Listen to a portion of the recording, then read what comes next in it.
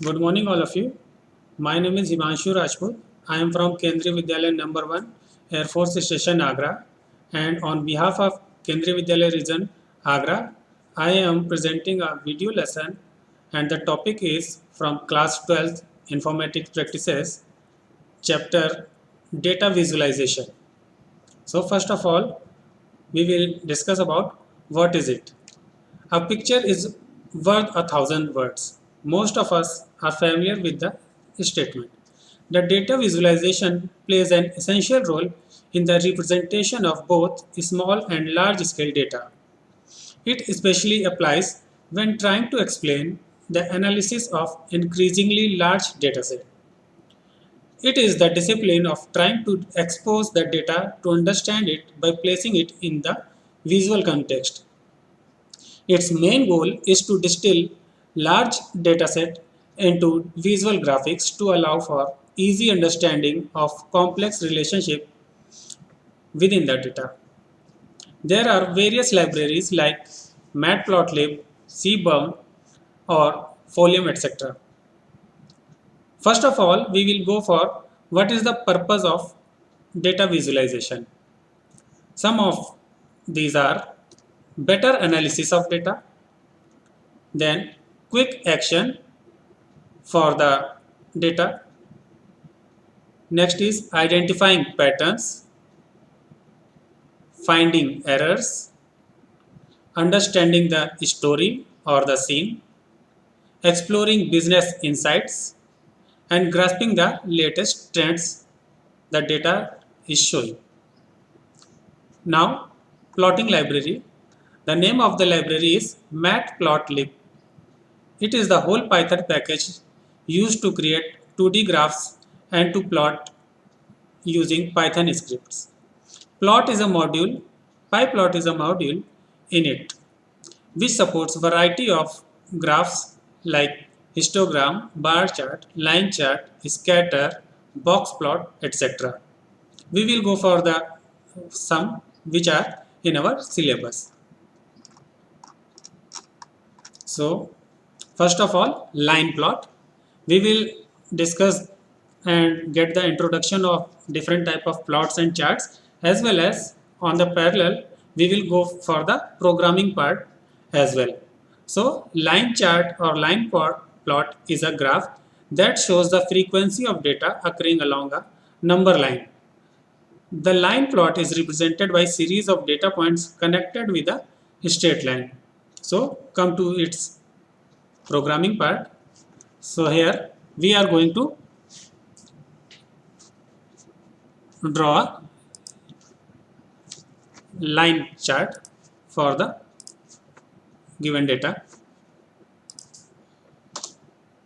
So for it, what we have to use, we have just imported our library matplotlib.pyplot and its object plt. For each and every line chart, we have at least one set of data. Here in this, we have data for the different year, and here we are given with two data. One is for JNV pass percentage, it is an array, and another is KV pass percentage. So here we are plotting two line graph or line chart in a single figure. So for this we have used the function plot, and it will take mandatory two argument, that is for x-axis and y-axis. On x-axis it is showing years, which is 2014, 2015, 2016, 2017 and 2018, and on y-axis it is percentage of JNV, which is given from this array 1992, 94, 95 and 97. And we have used the color green for the JNV, and we have used the color orange. This is known as some attribute of the plot function. And after this, some customization is used here. For label on the x-axis, which is year, we use plt.x label, which is showing on the bottom of the graph, and y label, which is showing on the left side vertically, which is pass percentage, and the title of the entire picture or the graph is JNV pass percent till 2018.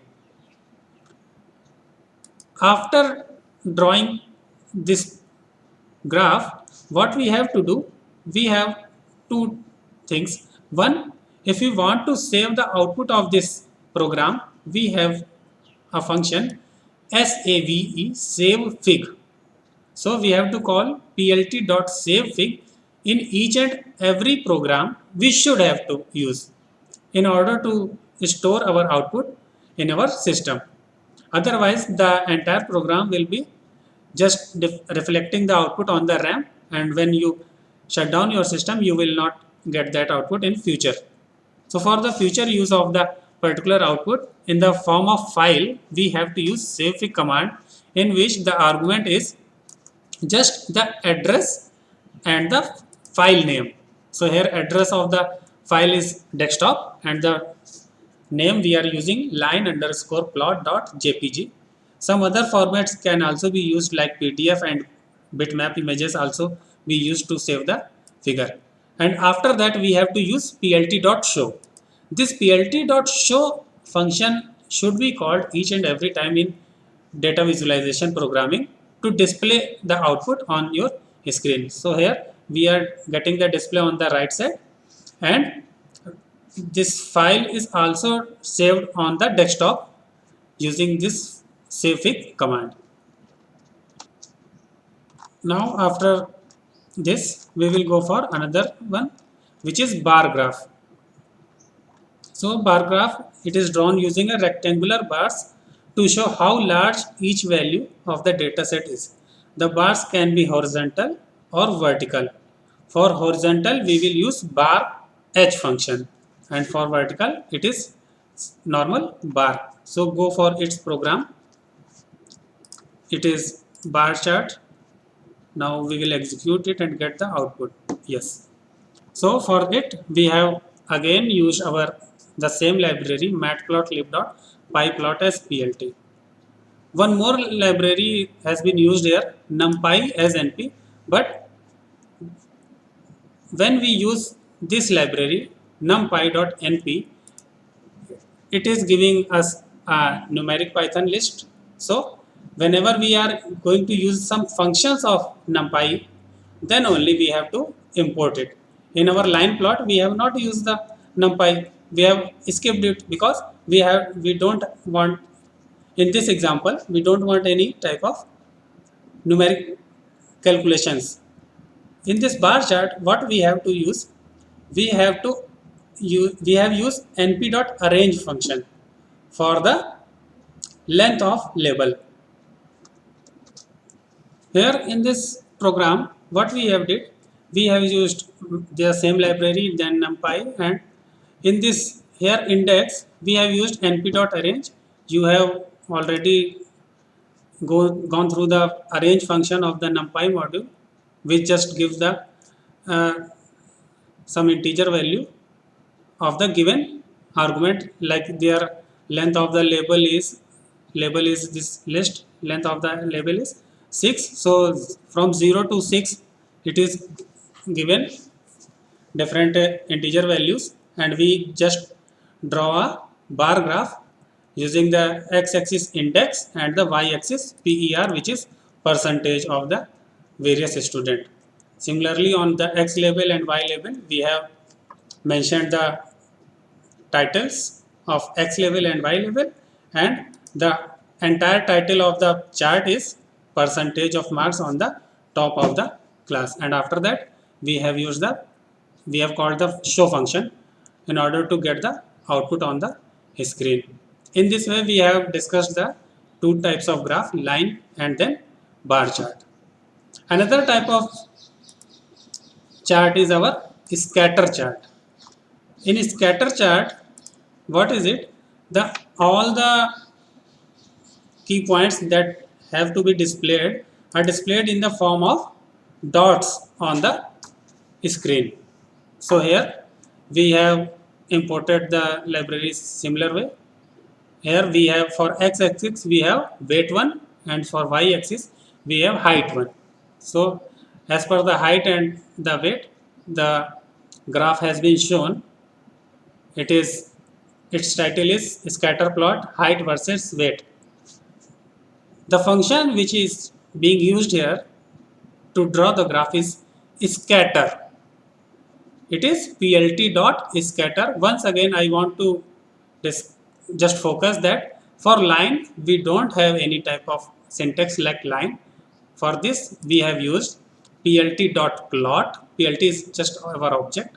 For bar we have used plt dot bar, and for scatter we are using plt dot scatter, and the two argument for x-axis and y-axis. Then some attribute may be there like c equal b. C is for color and B is for blue, and marker is O. O means dot. So some keywords are there to be used like B, and if you are using K, it is for black. It is more interesting thing, and as you all know that the next evaluation of yours will be on the some multiple choice question based MCQ based. So this type of questions are important for you. That for the black color we use K as an argument. Like in Hindi, K for kala, you can learn it, and for blue it is B. So we get the blue dots on the screen right side. Right side. These are shown here, and same some attributes, labeling, titling, and the show function.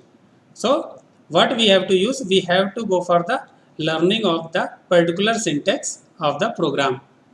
All the charts are normally, most of the chart except pi are distributed among the x and y axis. For x axis you have to be one array, for y axis you have to use another array, and just serialize them x comma y inside the function call of scatter or bar or plot.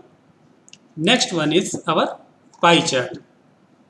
So pie is a representation of data in a circular form, in the form of pie. So for it we are going to check our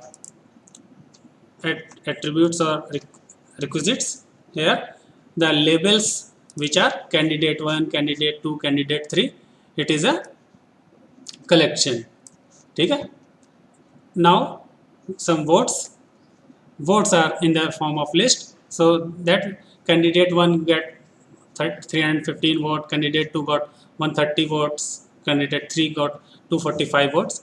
And then the sizes, actually sizes is a keyword which is going to be used in the our function call. Then color for the each candidate, and explode. You have to focus on this word explode. Explode is used when we are going to display the pie chart in the distributed manner or scattering manner. If we don't use explode, the given chart, given pie become joint. There is no cutting part will be shown. Now I want to show you the, if I am not going to use explode. Let me comment it. I have commented this explode and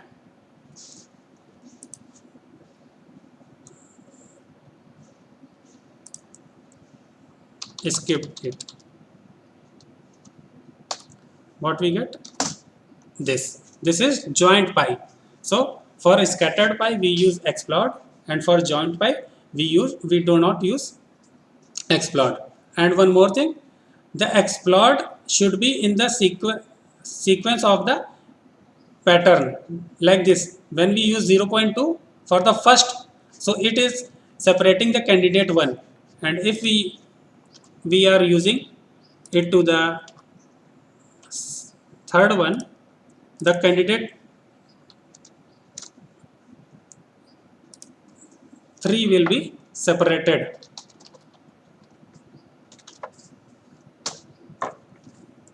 like this. So in this manner we are going to, we have created our pie chart. Whenever we are going to display the data set in the picture of in the pattern of pie, we can use the pie chart. What we have to call? We have to use some list, and we have to call the pie function, which takes two variable, first the data set and another its values. So here values are in the form of this. Okay. Now our next chart is box plot. So before going box plot, we have to go for to discuss it, like here box plot. Actually, before going to box plot, you have to think about the some terms of like median, quantile, and quartile. These functions are being used in the box plot. Yes, this box plot is a visual representation of statistical five values, and these five values are minimum of the given set, and the last is maximum of the given set, and in between there will be three values, which is first quartile. First quartile means before it we have one third part, and before it we have one three-fourth part. Then the median, which is in between the all, which is 50% below the median and 50% above the median, which is also known as second quartile.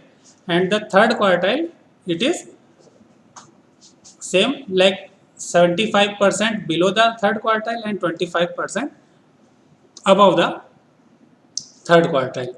So now come to its program.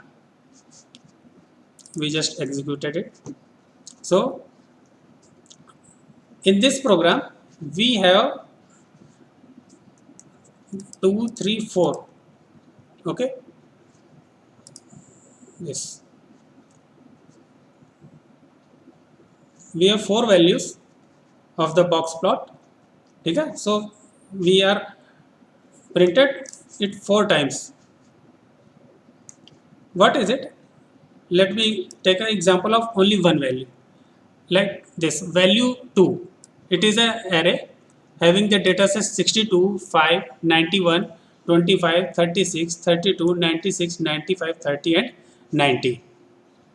When we are going to represent this data set into the five those numbers in the manner of picture, what we have to do, we have to get the minimum value, maximum value and three in between value. So for course 2, let me check the minimum value of the course 2, we are getting it is 5. So the bottom of the course 2 is showing here on the y axis, getting its value 5, and the maximum value in this data set is 96, which is here the top of the box plot, which is 96, and we have to get the in between three values after arranging all the data set in ascending order. The partition of this gray box, this partition line is actually its median or second quartile. It is second quartile, which is the in between middle value of the these arranged data set, and the first quartile is the bottom of this. The first quartile is approx in between 20 to 40 and below the 40, means approx 35. All the values of this data set below 35 are 30% values are below 35, and 70% values are above the this first quartile, which is 35. And after this the median value, which is showing like approx 50, and which is in between the entire data set, and the third quartile, which is between 80 to 100. So most of the values like 90, 95, 96 and 91, all the values of 90s are more than other data set. So the third quartile becomes shifted to the upward to the 100. So in this way manner, all these courses 1, 2 and 3 got these box plot, and some attributes of box plots are also there, like vert equal 1. So it is for vertical box plot. If we try to make it is like 0, what we get, it is not vertical, it is horizontal. So it is also one of the most important questions, how to draw a horizontal box plot. So for that we have to use a vert equal 0, and for vertical it should be 1. So in this manner we have gone for the box plot. The next chart is our histogram. Histogram is a special type of